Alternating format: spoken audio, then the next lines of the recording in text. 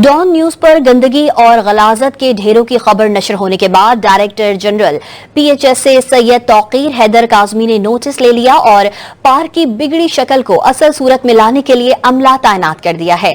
मजीद जानते हैं don news के नुमाइंदे सैफ खान से। जी सैफ खान, क्या तफसीलात हैं आपके पास? जी बिल्कुल, इस वक्त मैं सरगोदा सिलावली रोड पर रेलवे ट्रैक पर मौजूद हूँ कि जहाँ पर कुछ रोज कबल डॉन न्यूज़ ने एक खबर नशर की गई थी कि यहाँ पर सफाई सुथराई के हवाले और खंडरात के मंजर पेश करा, जिस पर DGPH तौकीर हैदर काज़मी साहब ने इस बात का नोटिस ले लिया।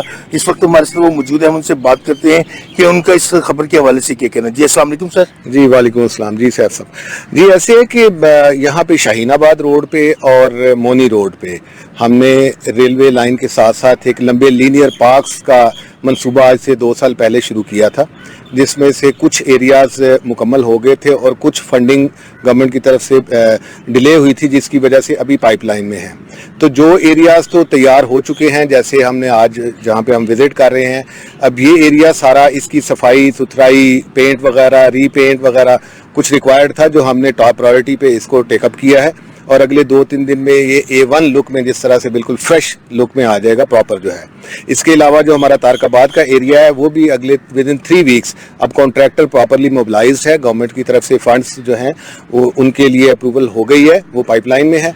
तो इंशाल्लाह आफ्टर 3 वीक्स आप रेलवे लाइन के साथ साथ जितने भी लीनियर पार्क्स हैं ये बेहतरीन हालत में देखेंगे और हमारा अमला इनको रेगुलरली मेंटेन कर रहा होगा। जी देखा कि इनकी बात सुनी, इनका कहना था कि ये पार्क्स जो है कि इनकी सफाई सुथराई हमारी जिम्मेदारी है और इस जिम्मेदारी को हम निभाएंगे भी, और यहाँ पर एहलकार तैनात कर दिए गए और एहलकार अगर अपनी ड्यूटी में गफलत बरतेंगे तो उनके खिलाफ कानूनी कार्रवाई की जाएगी। सैफ खान अपडेट कर रहे थे, आपका शुक्रिया। यहाँ